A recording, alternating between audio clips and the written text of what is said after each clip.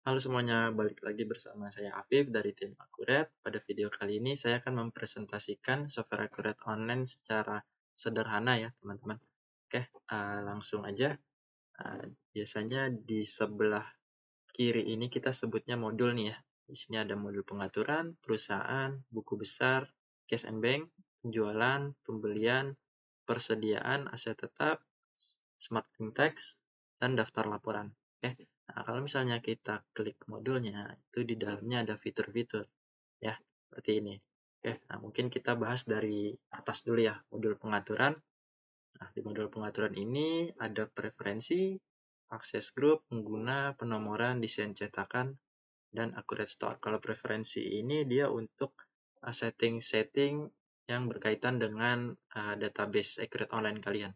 Nah, kalau yang akses grup ini untuk setting hak akses user yang ada di dalam database kalian. Nah, kalau untuk pengguna ini untuk menambahkan user atau menghapus user atau setting level user. Oke. Lanjut, nah untuk di sini ada desain cetakan untuk desain template ya. Nah, untuk Accurate Store ini untuk install aplikasi pihak ketiga atau fitur add-on yang ada di Accurate Online. Oke. Nah, lanjut. Nah, di sini ada modul perusahaan, ada mata uang ya untuk setting mata uang asing. Nah, di sini ada fitur pajak ya untuk setting pajak. Nah, di sini ada syarat pembayaran, pengiriman, FOB. Lalu di sini ada setting gaji atau tunjangan. Di sini ada karyawan, ada fitur transaksi berulang. Nah, di sini ada fitur proses akhir bulan, fitur kontak, transaksi favorit, kalender, dan log aktivitas. Ya. Nah, untuk fitur transaksi berulang ini, kalau misalnya kalian contoh, kalian udah buat invoice nih atas nama customer yang sama, barang yang sama, jumlah yang sama, pokoknya semuanya sama. Nanti kalian bisa masukkan ke daftar transaksi favorit atau transaksi berulang. Jadi nanti kalian tinggal klik aja transaksi berulangnya untuk mengulang transaksi tersebut. Gitu ya.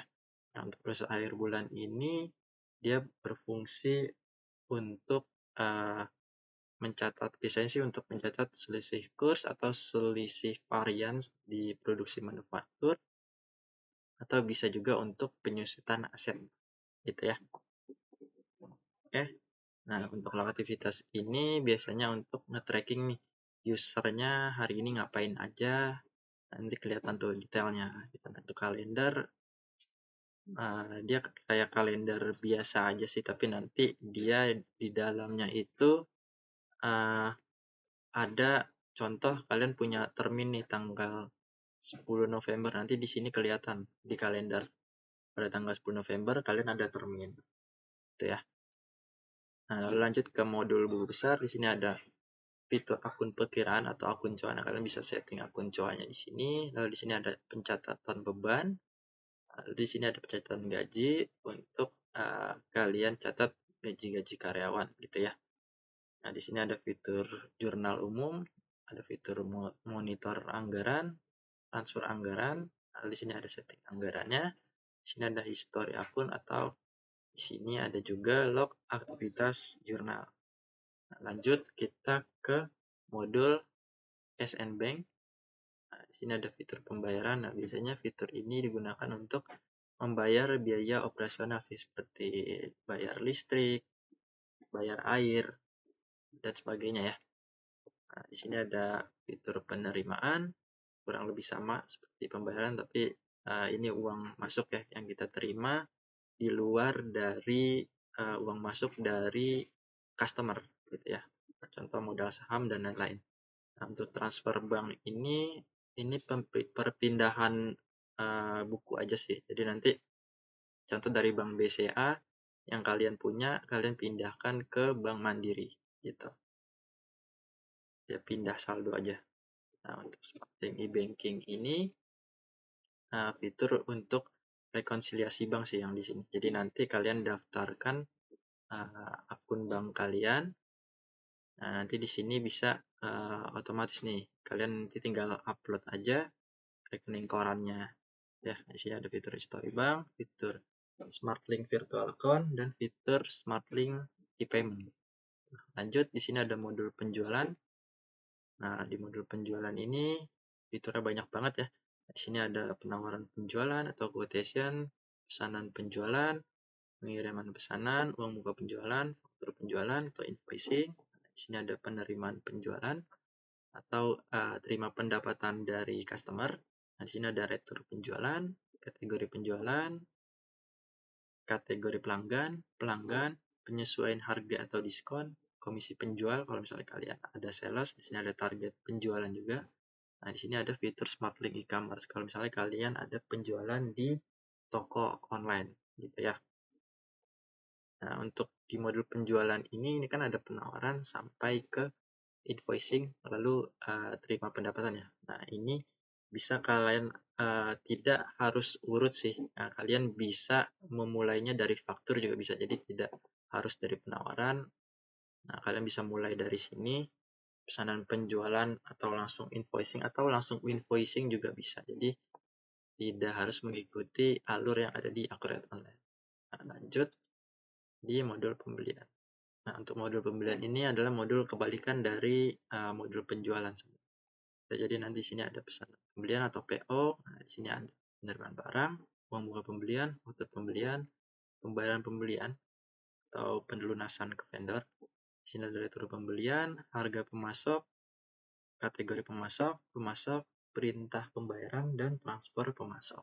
Gitu. Nah, ini kurang lebih sama dengan modul penjualan ya. Jadi tidak harus urut nih kita pakai fiturnya. Bisa juga kita langsung dari fitur faktur pembelian lalu pelunasan. Gitu ya untuk secara simpelnya. Oke. Nah, kita lanjut ke modul persediaan. Nah, di sini ada fitur permintaan barang. Nah, ini biasanya orang gudang nih. Kalau misalnya stok barangnya ada yang habis lalu request ke bagian purchasing. Nah, ini pakai fitur permintaan barang. Nah, di sini ada fitur pemindahan barang khusus untuk pemindahan barang antar gudang internal aja sih. Gitu ya. Lalu di sini ada penyesuaian persediaan atau adjustment stok gitu ya. Di sini ada pekerjaan pesanan, penambahan bahan baku, penjualan pesanan, perintah stock of name, hasil stock of name. Nah, di sini ada fitur barang dan jasa. Ini adalah master barang dan jasa ya. Nanti kalian settingnya di sini nih. Master barang dan jasa ya. Kalian punya barang apa aja, terus nanti kalian setting nih harganya dan sebagainya gitu ya. Nah, ini fitur gudang, kalian bisa buat multi gudang sebanyak apapun di Accurate Online tanpa ada biaya tambahan lagi.